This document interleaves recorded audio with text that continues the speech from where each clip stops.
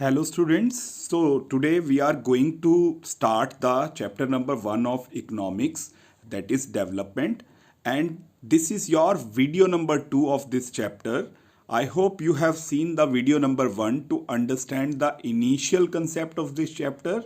So the first topic which we had covered in the first video was how different people have different development goals.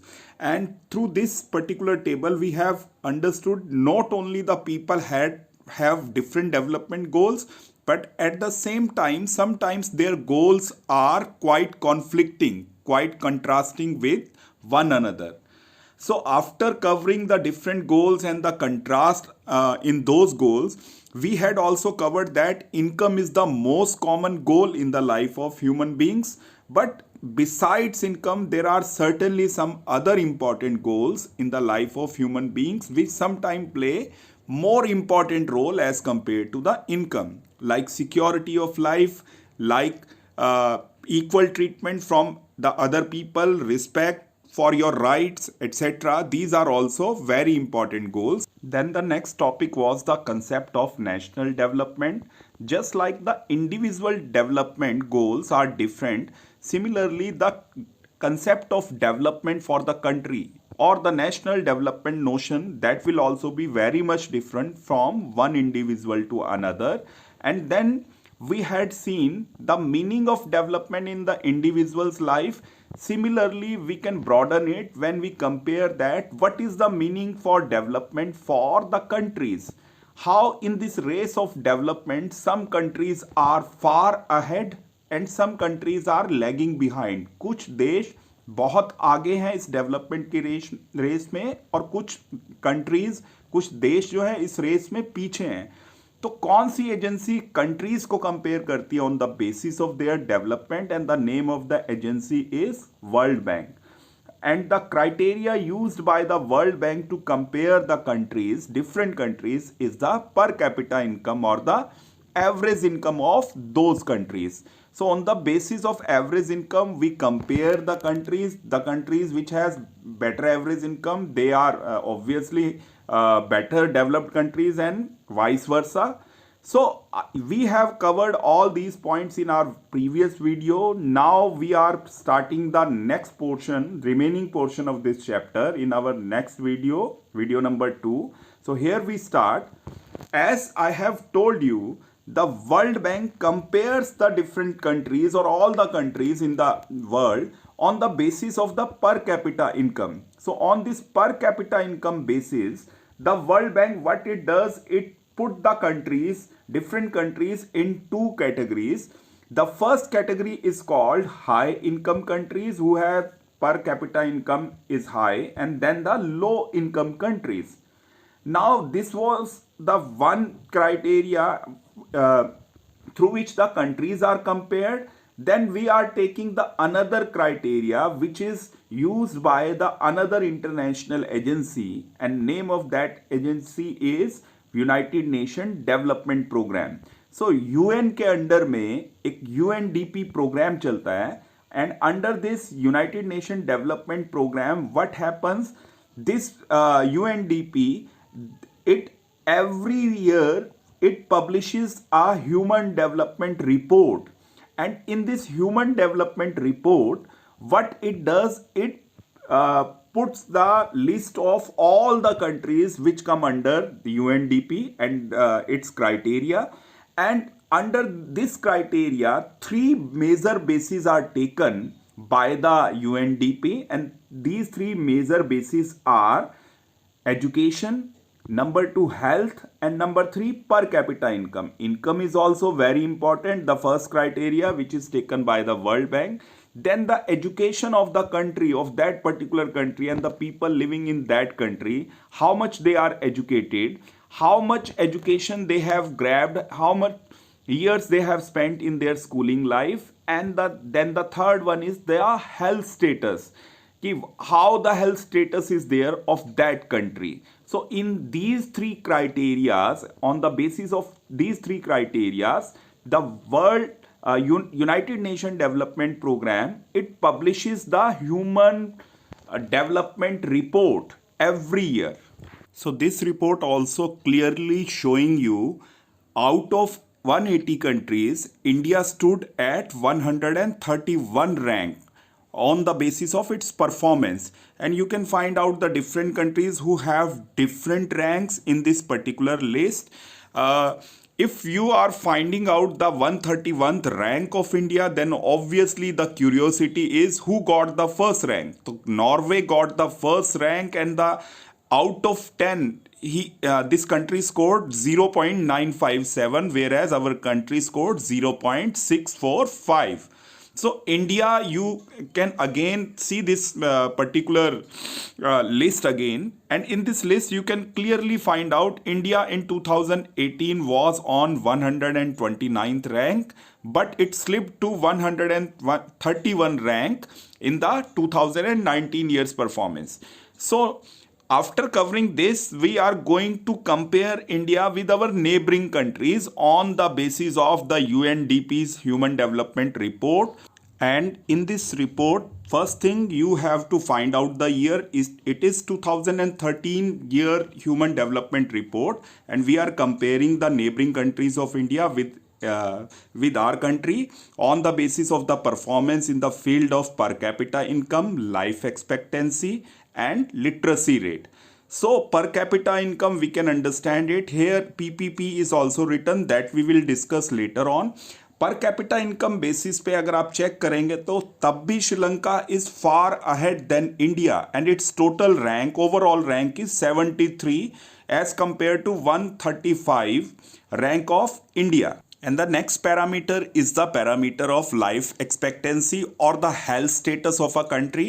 Health status किसी भी country का पता लग सकता है जब हम चेक करते हैं कि उस country में रहने वाले पर्सन की एवरेज लाइफ एक्सपेक्टेंसी कितनी होगी.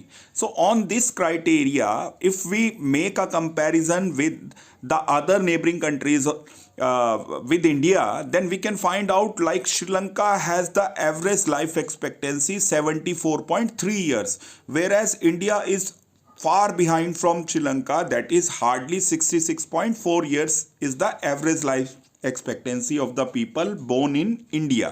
तो उसके साथ साथ हम दूसरे कंट्रीज को भी कंपेयर कर सकते हैं on the basis of their life expectancy, which is the second important parameter of UNDP. And the third one is the literacy rate of the people, more specifically 15 plus year population literacy rate. तो अगर हम check करें तो Sri Lanka has 91.2% literacy rate among the citizen whose age is 15 or 15 plus, whereas India's literacy rate is hardly 62.8 years. Similarly, we can compare the other countries also on the basis of their literacy rate.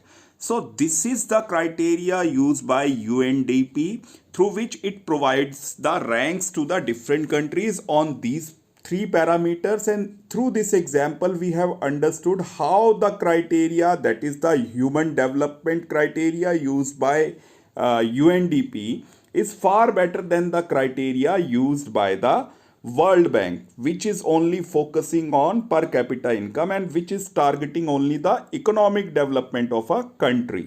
So now comes the most important topic related to this chapter, that is the difference between human development and economic development.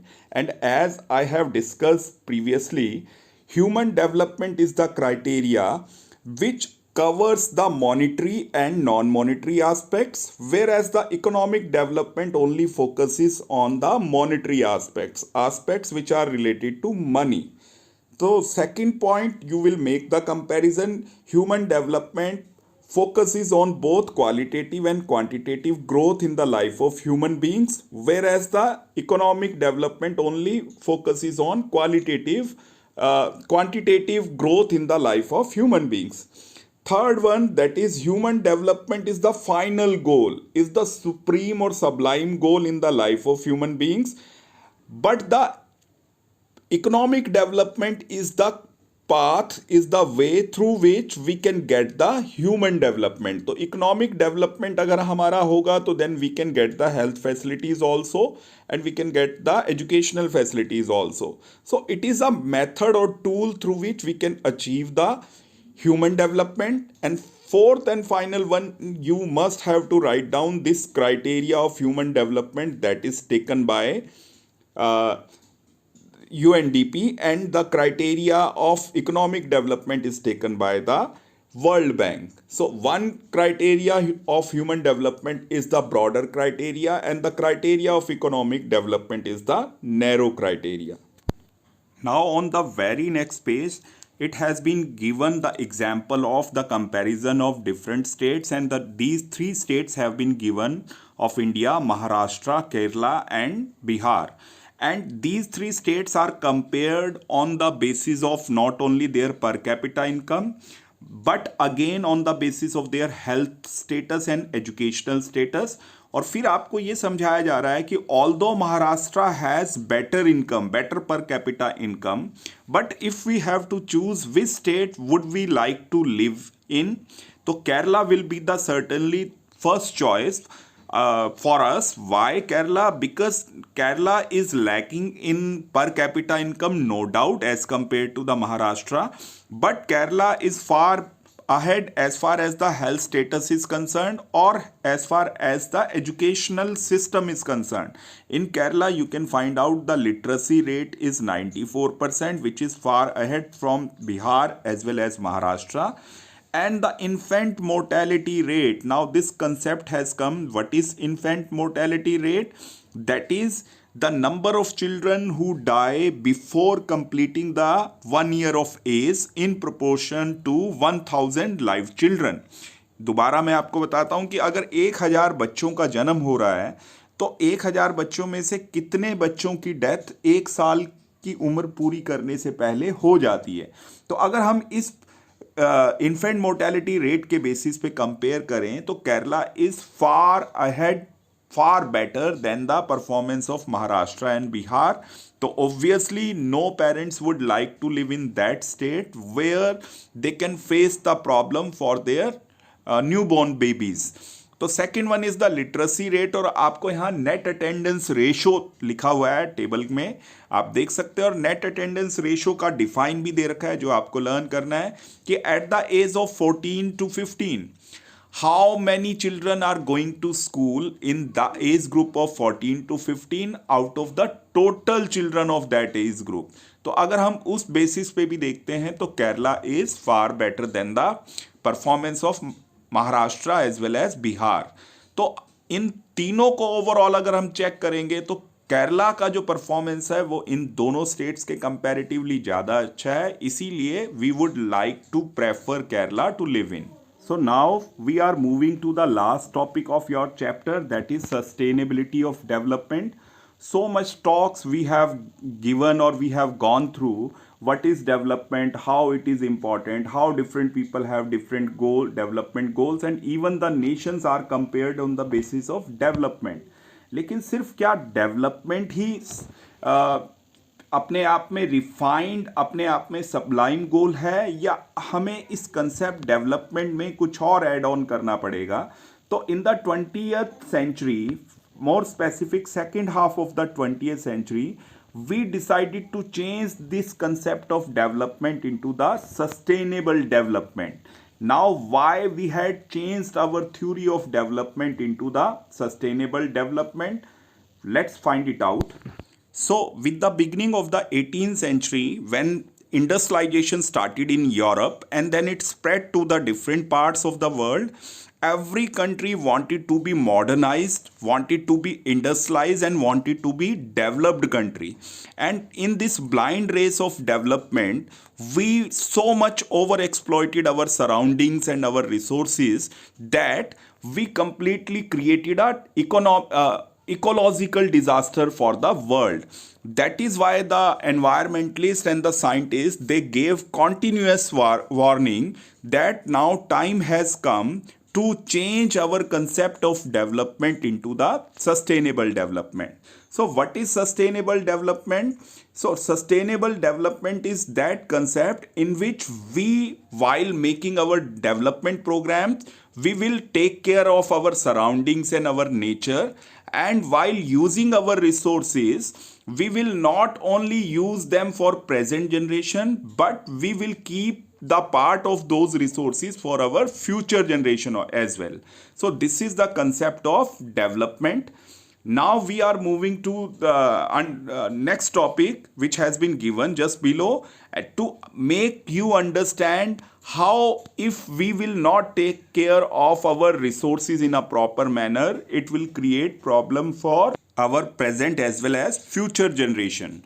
So this is the example of groundwater in India, and through this example we can understand how over exploiting of our underground water resource has led to the going down of this underground water table, which is creating right now problem, and it will create more serious problem for our next generation or our future generation as well. When the water level will go down, irrigation will not be possible, and even we will not get the water for our drinking purpose. So the next example is of this crude oil, and this crude oil and the reserve which is left out, we can find it out through this table, that is left out for hardly next 50 years. So we will have to find out the various ways through which we can use these resources in a proper manner. So with this, our chapter is now complete. I hope you have understood each and everything. Thanks for watching that video. Have a nice day.